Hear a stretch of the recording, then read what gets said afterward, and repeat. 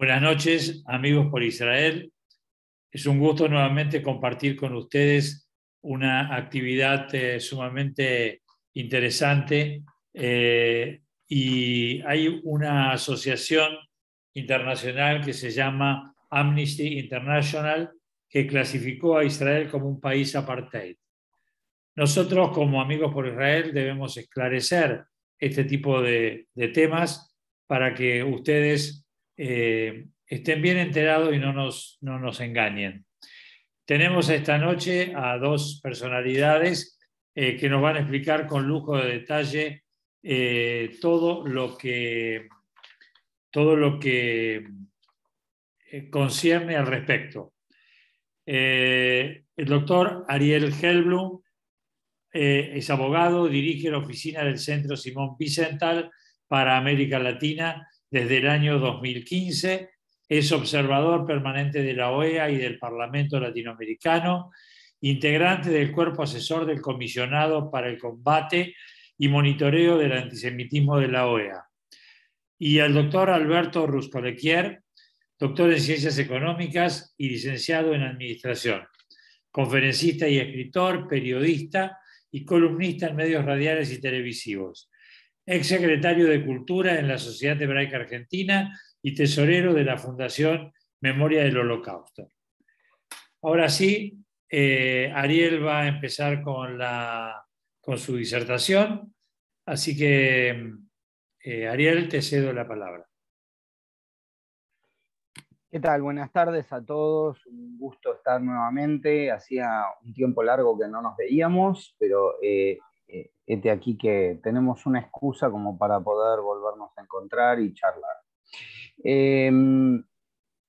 Con Alberto estuvimos charlando de cómo enfocar mejor el tema y yo voy a empezar con ustedes con algunas apreciaciones y después Alberto va a entrar un poquito más en particular en el punto exacto de lo que fue, qué es Amnesty International y todo esto y lo que está sucediendo en este momento. Y el resto lo charlaremos hacia el final a través de las preguntas que ustedes puedan hacer. Yo voy a tomarme el atrevimiento de mostrarles algunas cosas para que sea un poquito más fácil la presentación. Un segundito.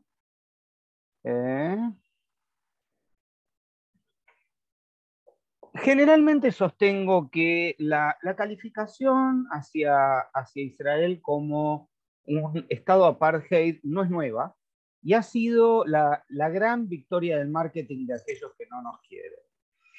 ¿Por qué sostengo esto? En primer lugar, porque se trata de una palabra con un altísimo contenido negativo, cuya explicación merece por lo menos una charla.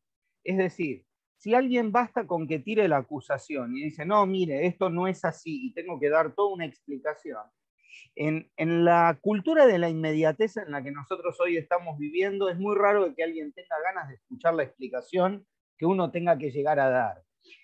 La acusación se tira, queda y va de a poco horadando como una piedra las bases de esta situación. Es decir, habitualmente a uno le dicen, bueno, mire, Israel es un país aparte y hay gente que lo repite y hay gente que lo sostiene y han pasado ya más de 20 años en que esto sucede de esta manera. ¿Cuándo podemos decir que, si bien esto es algo que viene desde hace tiempo atrás, en qué momento podemos detectar de que esto empezó? En el año 2001, las Naciones Unidas organizan una conferencia contra el racismo que se iba a llevar a cabo en Durban, Sudáfrica. Piensen ustedes que en un lugar como tal fue pensado porque fue la cuna del verdadero apartheid africano y hacía poco tiempo que este régimen había caído y les parecía claro y concreto al empezar el siglo XXI que realmente las Naciones Unidas convoquen a una conferencia contra el racismo en ese preciso lugar.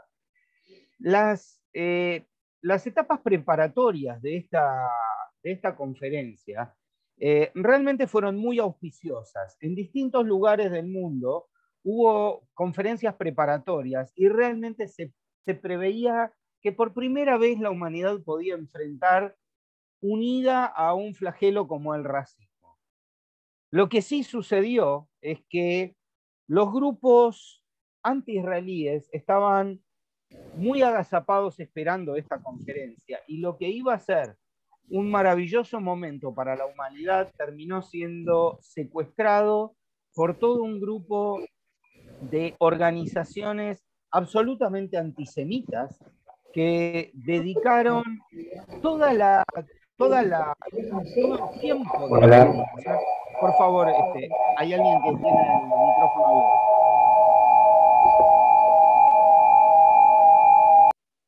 abierto. Ahí va.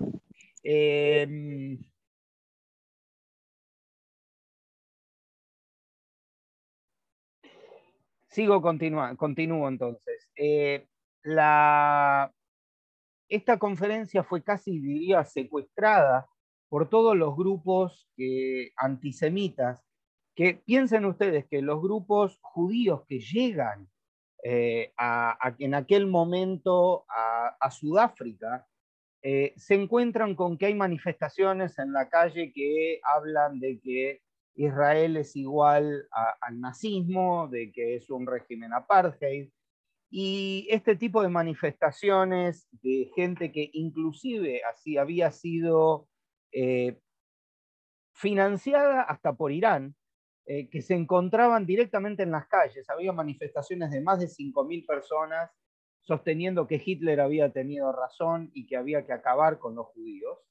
Y la policía de Durban había dicho en aquel momento a los conferencistas judíos que fueron que no les garantizaba poder hacer las 4 cuadras que existían entre los hoteles donde ellos estaban parando hasta el centro comunitario judío para celebrar un Shabbat. Estas manifestaciones lograron imponer dentro de las decisiones finales o del documento final una acusación de apartheid hacia Israel, que se repite cada 5 años, cada vez que se pretende hacer un homenaje a la conferencia de Durban de 2001, salvo la del año pasado, que como habrán visto bien en los medios de comunicación, por iniciativa también del Centro Wiesenthal y otras organizaciones, se ha logrado que muchísimos países del mundo boicoteen el homenaje a la conferencia de Durban, y de hecho fue muy llamativo como el recinto de la Asamblea General de las Naciones Unidas, donde se iba a llevar el homenaje, tenía 10 o 12 delegaciones, entre ellas Irán, Venezuela y no muchas más, que estaban presentes en aquel momento para poder hacer esta celebración. Digamos, el mundo civilizado, medianamente civilizado, dio la espalda a la celebración de esta conferencia el año pasado. Pero aclaremos un par de temas. ¿A qué se entiende por apartheid para que podamos seguir adelante? Las propias Naciones Unidas determinan que existe apartheid cuando hay un sistema político basado en la opresión de una minoría a una mayoría a través de la conculcación de derechos, desigualdad y segregación geográfica. Si estamos hablando de un lugar como Israel, y queda claro, y hay muchas razones por las cuales esto no es así, desde la participación de todas las minorías en el sistema de gobierno, de igualdad de derechos. En definitiva, digamos, a medida que uno analiza cuál es la definición de las Naciones Unidas, se da cuenta que esto no existe y que la motivación va por otro lado. Fíjense ustedes que con el nacimiento de esta discusión y con esta argumentación de que Israel es un Estado apartheid, no es solamente utilizado y ahora dado por sentado por un organismo como Amnesty International, sino que desde entonces fue la inspiración para el movimiento de boicot, desinversión y sanciones. Porque el sostenimiento de que el ataque de la civilización de la humanidad a un régimen apartheid se hizo en Sudáfrica a través de un movimiento de boicot, desinversión y sanciones. Por lo tanto, el nacimiento de este movimiento en contra de Israel nace copiando lo que se hizo contra Sudáfrica en su momento. No fue el único lugar donde esto existió. En el año también 2001, en Porto Alegre, Brasil, vamos a pensar un poco para esa época, estábamos recién frente a la época que se hablaba de la antiglobalización, es decir, frente a un mundo que se globalizaba, 10 años antes había caído el muro de Berlín, y había gente que sostenía que la globalización no era del todo correcta y que traía algunos efectos no deseados. Se crea entonces, ustedes saben que existe en febrero de todos los años, o enero, febrero de todos los años, el centro del capitalismo mundial es Davos, Suiza, en el cual los países van a formular negocios, donde las grandes empresas internacionales, los grandes bancos, junto con los países, intercambian ideas de negocios. Y esto nace como una reacción contra Davos, contra la antiglobalización, y empieza a juntar movimientos de ambientalistas, gente que propone vida sana, la protección animal, defensa de las cuestiones de género, antirracismo, pero inmediatamente fue cooptado por los grupos pro-palestinos, tanto que hoy el Foro Social Mundial se llama Foro Social Mundial Palestina Libre y el único tema del que se ocupa es de esto.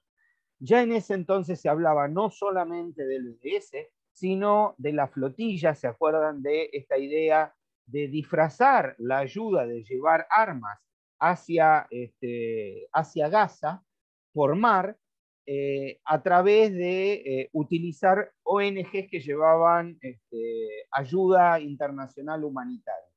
Y cuando Israel salía a parar estos barcos, se mostraban como que, bueno, que Israel hacía un bloqueo naval de Gaza, de que no les permite crecer, de que no les permite vivir, etc. Bueno, hablar del BDS da para otro movimiento, pero la realidad es que el movimiento de boicot, desinversión y sanciones, que se presenta como movimiento pacífico, de pacífico no tiene absolutamente nada. ¿Qué es lo complicado de esta acusación? Es quiénes son los que la sostienen.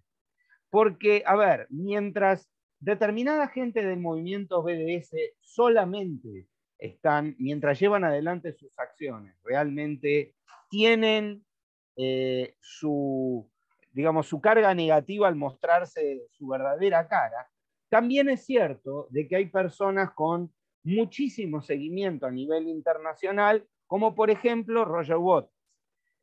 Roger Waters es uno de los principales sostenedores de este movimiento, no solo el BDS, sino aquel que sostiene que Israel es un país apartheid y es el principal organizador del boicot hacia Israel de todas las actividades artísticas.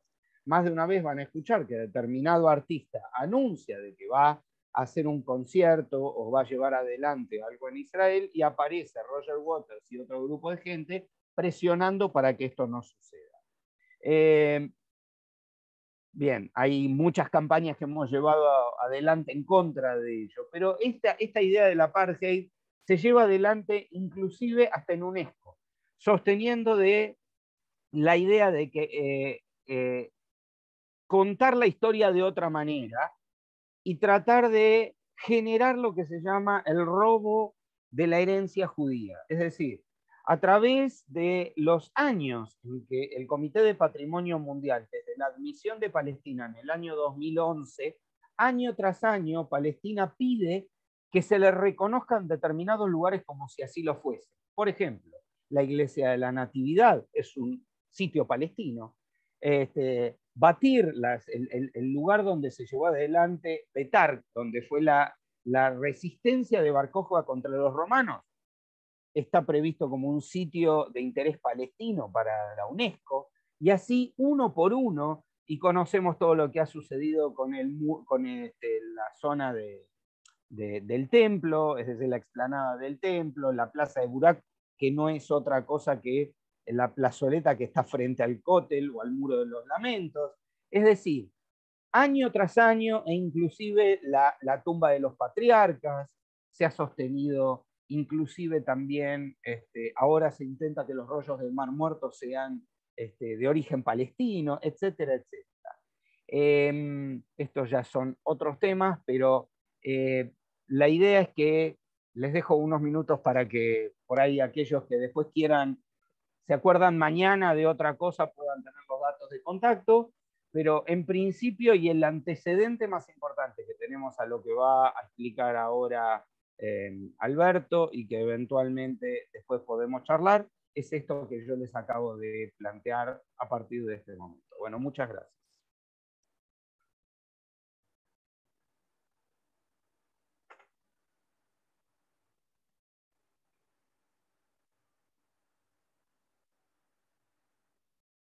Alberto.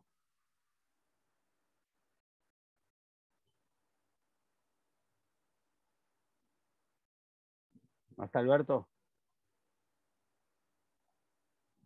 Estaba recién, no sé qué pasó. Bueno, a ver, vamos a esperarlo, a ver que él empiece con...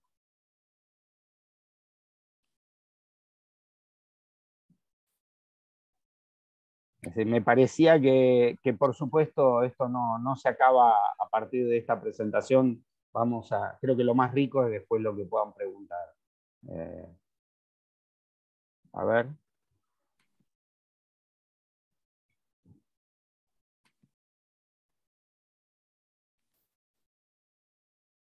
¿Dónde está Alberto?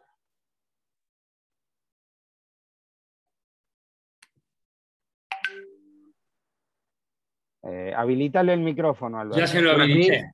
Ahí está. Ahora, ¿me escuchan ahora? Ahora sí. Tenía cerrado el micrófono. Bueno, por eso.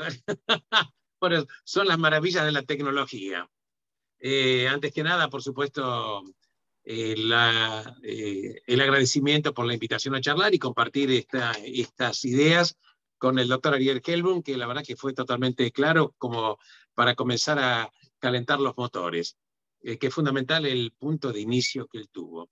Pero yo quiero charlar respecto de lo que es básicamente esta organización Amnistía Internacional, y fundamentalmente porque cuando a medida que vamos charlando, vamos a ver que hay como un collar que se va atando entre organizaciones supuestamente de derechos humanos, como Amnistía Internacional, luego voy a hablar un par de minutos de Human Rights Watch, y atándolo también a lo que es la conferencia de Durban, todo este movimiento espantoso del BDS, y cómo hay todo un movimiento que incluso se expone con la cara de ciertos organismos de derechos humanos que en realidad se han transformado en un aparato monstruoso de deslegitimar al Estado de Israel.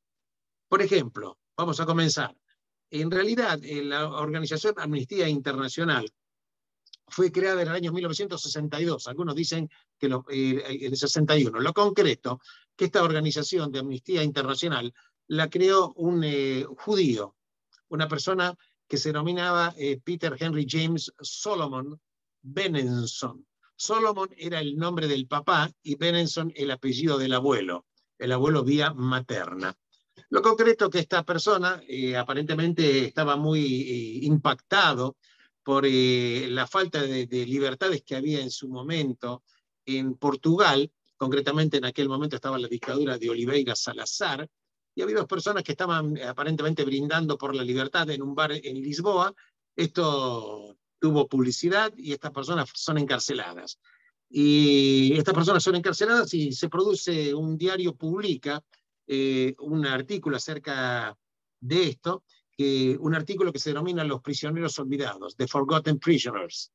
Y él se siente muy impactado y entonces decide crear un movimiento. Si bien esta persona ya estaba actuando, él era abogado también, un abogado inglés, que estaba actuando con otros abogados por derechos humanos, pero empieza a formar este movimiento que finalmente se denomina Amnistía Internacional. La verdad que Amnistía Internacional es un movimiento que, según la página de ellos, algunos dicen que hay 10 millones de adherentes, actúa en 150 países, Es una organización que tiene un prestigio, por lo menos por la galería, muy importante. Recordemos simplemente que tiene un reconocimiento de las Naciones Unidas, tiene el reconocimiento, por ejemplo, por instituciones muy importantes de Europa, tiene, en el año 1977 esta organización le fue otorgada el Premio Nobel de la Paz, en el año 1978 las Naciones Unidas le dan un premio reconocimiento por los derechos humanos, y lo concreto es que este movimiento finalmente empieza a producir supuestamente en defender a los derechos humanos de las personas en los diferentes países del mundo. Pero la verdad es que esta organización espantosa, y digo espantosa porque a lo que se dedicó básicamente es a deslegitimar el Estado de Israel, a punto tal de que quiero comentar que en el año 2010, ya el fundador estaba muerto, porque este señor Berenson murió en el año 2005 cuando tenía 83 años de edad. Pero en el año 2010, la organización, por supuesto, continúa. Había una directora de género, una mujer, que era la sobrina nieta del ex primer ministro hindú, que era Nehru. Esta mujer, que era directora, se llama Gita Sahgal. Es una mujer que estaba dedicada en Gran Bretaña al tema de las mujeres y a la defensa del género femenino. Y hace una denuncia diciendo que, y esto lo dice la directora o la exdirectora, vamos a ver por qué, de Amnistía Internacional en Gran Bretaña, y dice: Amnistía Internacional está teniendo vínculos totalmente inadecuados con terroristas islámicos. Esta declaración la realizó ante un diario inglés que fue publicada, y esto le provoca, en principio, una suspensión de su cargo, y finalmente la echan de la organización. ¿A quién había señalado esta señora Gita Sahgal? Gita Sahgal había señalado a un terrorista que había estado preso en Guantánamo 3 años, un tal Moazzam Begg, que estaba relacionado, hay pruebas absolutamente, con el ISIS y con los talibanes, y es un defensor de los talibanes en Gran Bretaña. Y además decía que había un relacionamiento totalmente inadecuado entre Amnistía Internacional y los terroristas islámicos que estaban actuando en Cachemira. Cachemira básicamente tiene población mayoritaria islámica. Así que esta denuncia de esta directora, mujer que no es judía, le valió que la echen. Era una escritora, es una periodista. Así que los vínculos estaban ya totalmente probados entre esta especie de casamiento que hay entre Amnistía Internacional y terrorista islámico, en este caso de Moazzam Begg, que seguramente no es el único. Pero, por ejemplo, nos enteramos que el famoso informe que el 1 de febrero del año 2022 produce Amnistía Internacional señalando que Israel está teniendo políticas de apartheid similares a las que tuvo Sudáfrica hasta el año 1992. Estamos hablando de una organización internacional que tiene casi 10 millones de adherentes, que tiene estas premiaciones supuestamente escuchadas, que tiene un lobby muy importante y que dice que Israel ejerce una política de apartheid con los palestinos. Claro, por supuesto. Pero también es cierto que no tuvo mucha publicación. Yo lo escribí en un artículo, en realidad hice 2 artículos en el portal Por Israel, en la cual el 3 de febrero, o sea, a los 2 días posteriores a esta acusación de Amnistía Internacional, Gran Bretaña rechaza el informe de Amnistía Internacional y no acepta que Israel sea un estado de apartheid. Pero no solamente eso, quiero comentar que, por ejemplo, hace un par de semanas, esto motivó otro artículo mío, el director de Amnistía Internacional en Estados Unidos, un señor Paul O'Brien, concretamente dice que esta es una cosa increíble porque mucha gente no lo sabe, pero es terrible. Y dice que Israel no debe existir como un Estado judío. Repito textualmente lo que él escribió. Israel no debe existir como un Estado judío, porque Él dice que sí, es verdad, hubo una encuesta en Estados Unidos de Norteamérica en la cual mayoritariamente los judíos que viven en Estados Unidos de Norteamérica se sienten pro-israelíes y con vasos comunicantes con Israel. Dice, pero a él le parece, y cito textualmente lo que él escribió, que por instinto tienen los animales, pero él dice que por instinto él cree que esto no es así. Él cree que esto no es así, que la encuesta que los judíos se identifican con Israel en Estados Unidos no es tan cierto, porque el Estado judío, Israel tiene que existir, pero no tiene que ser un Estado judío.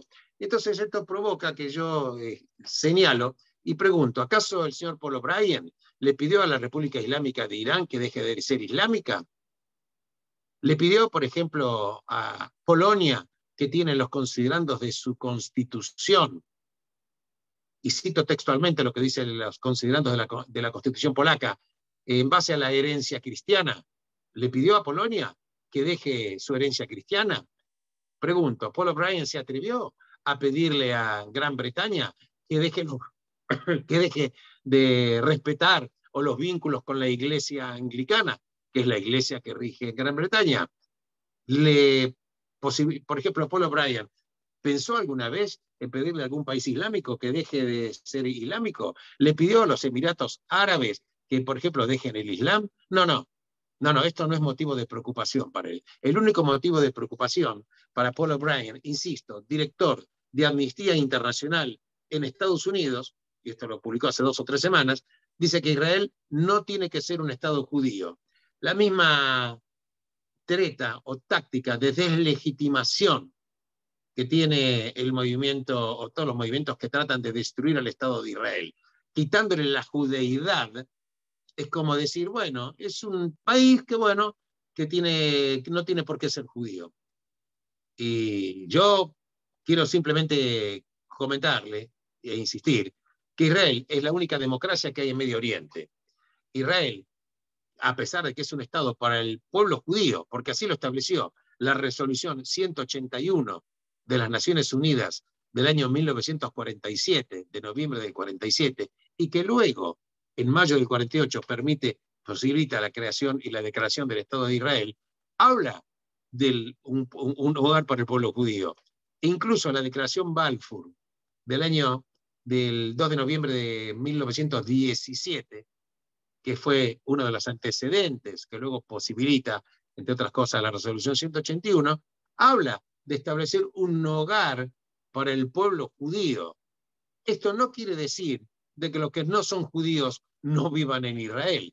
Viven en Israel, son ciudadanos de Israel, ya seas judío, seas islámico, seas druso o seas cristiano en cualquiera de sus vertientes. Porque el solo hecho de ser ciudadano en el Estado de Israel te otorga los mismos derechos absolutamente que a cualquier judío. Léase, podés ser parte del gobierno, pruebas al canto, la actual coalición que está en el Estado de Israel incluye entre los 8 partidos que la forman al partido árabe RAM, ¿correcto?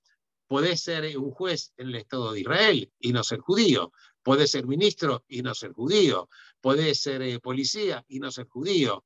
En pocas palabras, lo que O'Brien no dice es que cualquier persona, cualquier ciudadano, goza absolutamente de todos los derechos, como cualquier ciudadano, pari passu. Acá, entonces, yo digo, esto no es una información que casualmente se le pasó a Paul O'Brien. La verdad es que cuando uno empieza a atar todas estas posturas, todos estos pronunciamientos, uno se da cuenta de que en definitiva esto no es un pequeño detalle, porque la verdad que Amnistía Internacional parece que recoge el mismo tipo de lenguaje que recogen los movimientos terroristas islámicos, como por ejemplo el Hamas.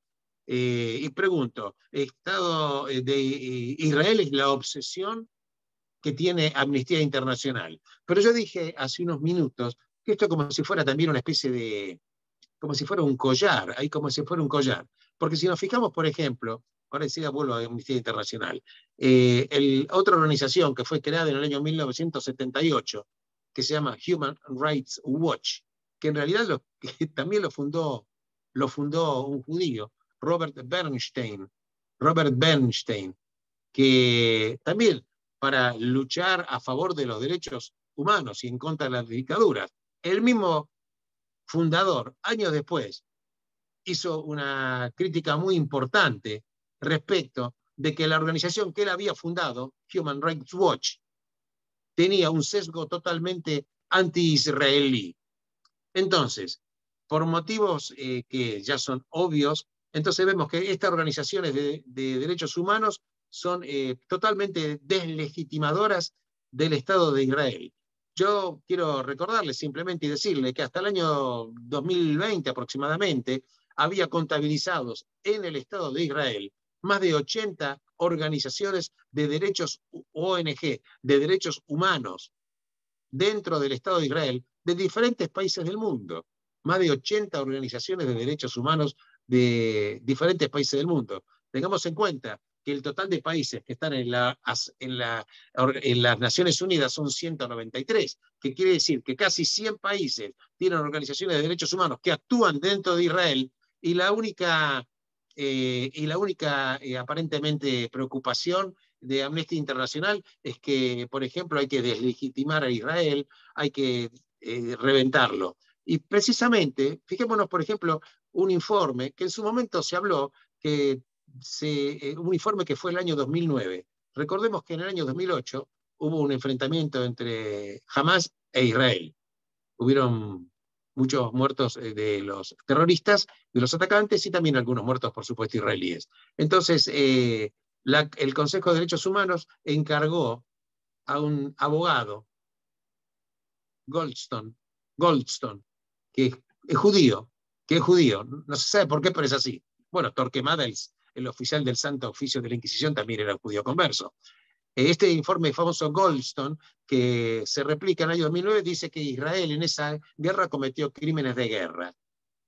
Ahora, pasado el informe Goldstone, que fue rehecho rápidamente, se lo vuelve a entrevistar a este abogado judío Goldstone y se le pregunta, en base a todas las evidencias que hubieron posteriormente, en el sentido que Israel actuó de acuerdo a derechos, de acuerdo a las reglas internacionales de lo que es el combate, que no cometió crímenes de guerra, ¿qué opina usted con todas estas pruebas ahora que hacen que su informe haya que tirarlo a la basura? Y él contesta, si yo hubiera tenido estas pruebas, hubiera cambiado mi informe. Cito textualmente lo que él dijo en el año 2011, informe que él elevó a las Naciones Unidas. Entonces digo, ¿qué apuro hubo para hacer estos informes? Entonces la pregunta es, si volviendo a Amnistía Internacional, tenés una organización que actúa en 150 países, ¿correcto? Tenemos casi 10 millones de adherentes. Pregunto, ¿quién los financia? ¿De dónde sacan la plata? Entonces uno se va a la plataforma de Amnistía Internacional y dicen que ellos no reciben dinero de ninguna empresa, solamente de personas físicas que quieran ayudar.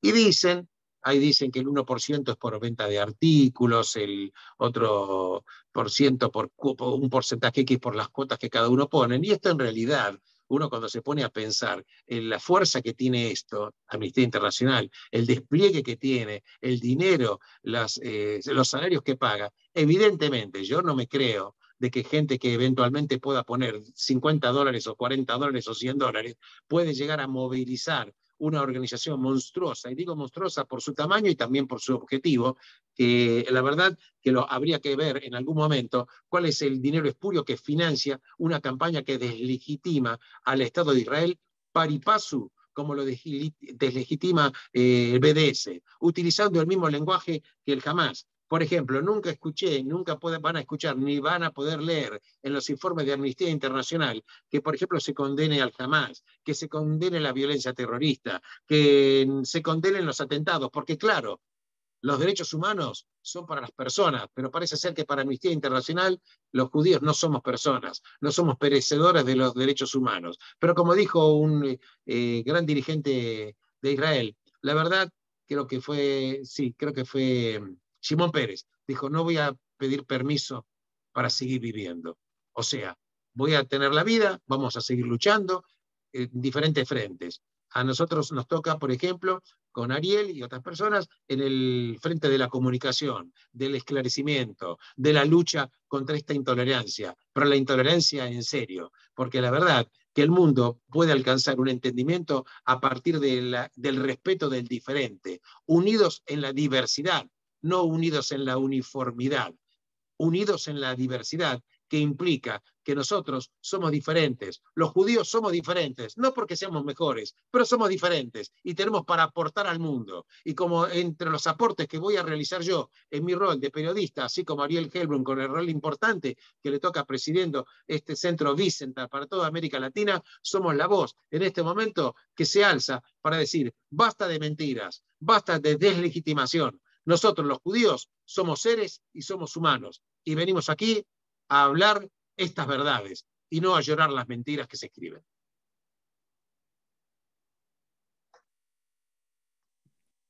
Muchas gracias, Alberto.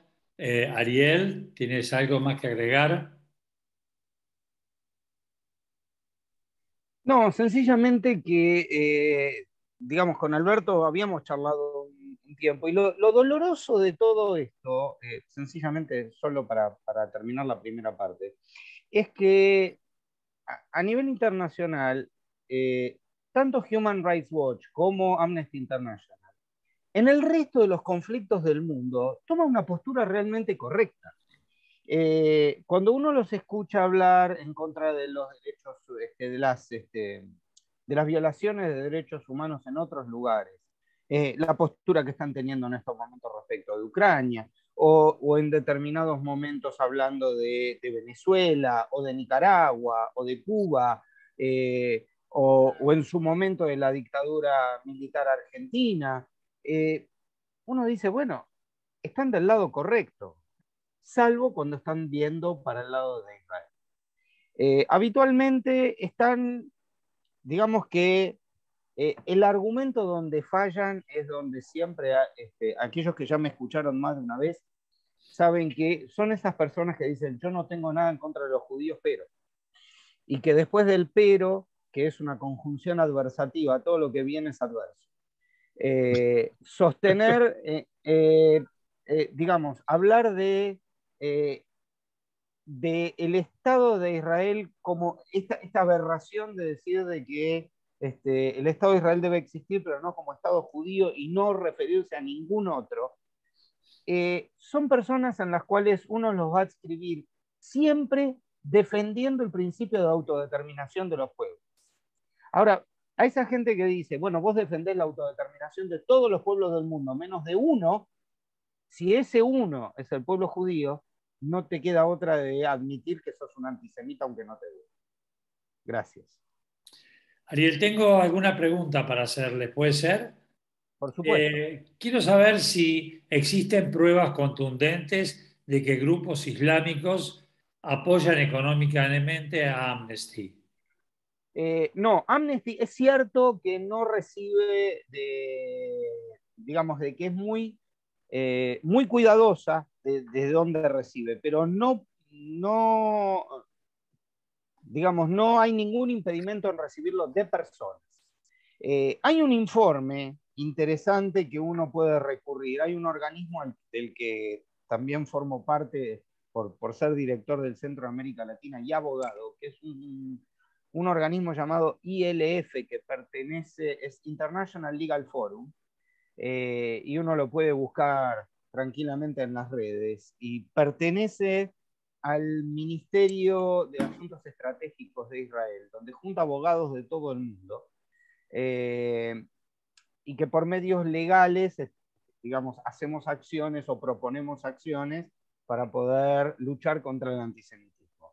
Uno de estos informes, tal como lo decía en esta película, si se acuerdan, esta famosa película de, ¿cómo se llamaba?, de Tom Cruise, donde decía Show me the money, donde decían follow the money, hay que seguir el dinero, o sea, conseguir y mirar dónde está el dinero, mostrando cómo se financian todas estas presuntas organizaciones de derechos humanos, no respecto de Amnesty International todavía, ni de Human Rights Watch. Hay muchas otras organizaciones que han caído porque se ha demostrado cómo fue la triangulación de dinero a través de presuntas ONGs que defienden, digamos, que son utilizadas para el armamento de Hamas y que bajo esta cara de organismos de derechos humanos son los que han hecho, entre otras cosas, que, por ejemplo, países como Países Bajos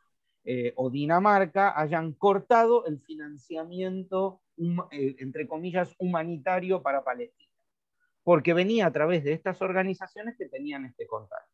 Respecto de Human Rights Watch y de Amnesty International, todavía no se ha demostrado.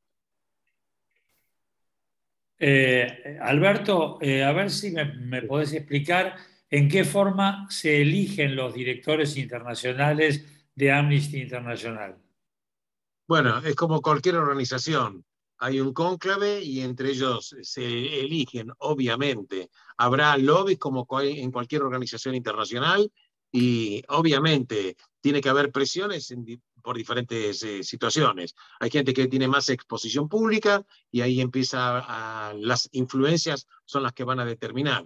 La verdad es que si alguien pregunta por qué lo eligieron en Estados Unidos a Paul O'Brien, nadie lo puede decir. Bueno, aparece porque en algún momento hay una asamblea que supuestamente lo elige como el representante o el director o lo nominan. Pero evidentemente alguien tiene el poder, porque fíjate, cuando fue la denuncia de Gita Sagal, ella era directora, pero había alguien que tuvo más poder que ella y le echó. Y le echó. Así que, en consecuencia, es así.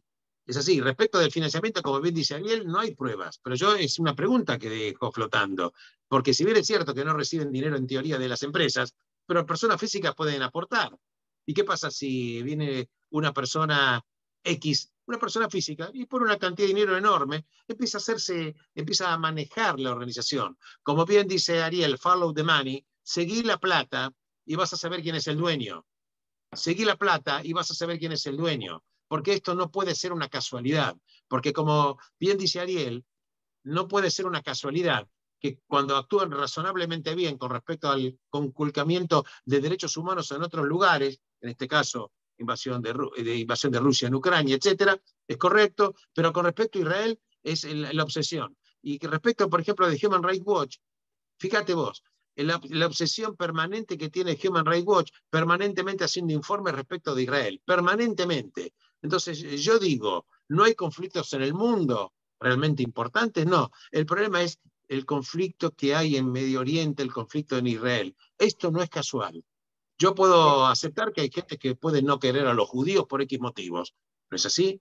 Uno puede incluso no estar de acuerdo con los dirigentes políticos de Israel, como uno puede no estar de acuerdo con cualquier dirigente político de un país. Pero deslegitimar la existencia del Estado, la esencia del Estado, sacar el corazón, arrancar el motivo fundante, como por ejemplo es el judaísmo, y empezar a hacer un ataque tremendamente dañino, mentiroso y falaz, esto no es casual.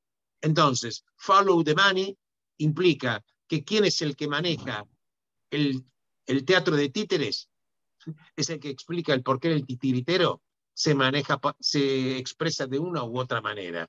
Entonces no me cabe la menor duda que esto es así.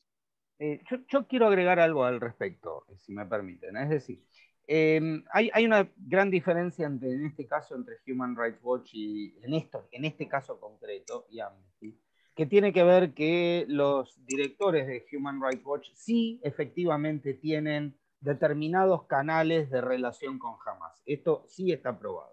No a través del dinero, sino a través de la ideología que llevan adelante. Pero hay un punto que tiene que ver con, y me remito a cuando empecé la charla. Esto es una tremenda batalla perdida en cuanto al marketing. Hay una cuestión instalada en el cual cualquier persona que se considere dentro del ámbito progresista, aunque no conozca demasiado, entiende de que hay un conflicto en Medio Oriente donde Israel se lleva puesto a los palestinos. Y esta es la gente a la cual Amnesty International requiere de su financiamiento. Es su público. Entonces no puede tener digamos, un cuento diferente al que su público está esperando. Cualquiera de ustedes, si tiene un canal de televisión o sabe cuál es la postura que un canal de televisión tiene, y bueno, uno va a tratar de prender aquella que, digamos, medianamente sepa qué es lo que uno va a escuchar o hacia qué lugar va a ir, porque si le va a dar una postura totalmente distinta, le va a generar un resquemor. Realmente no va a escuchar y se va a agarrar el control remoto y se va a ir a otro lado.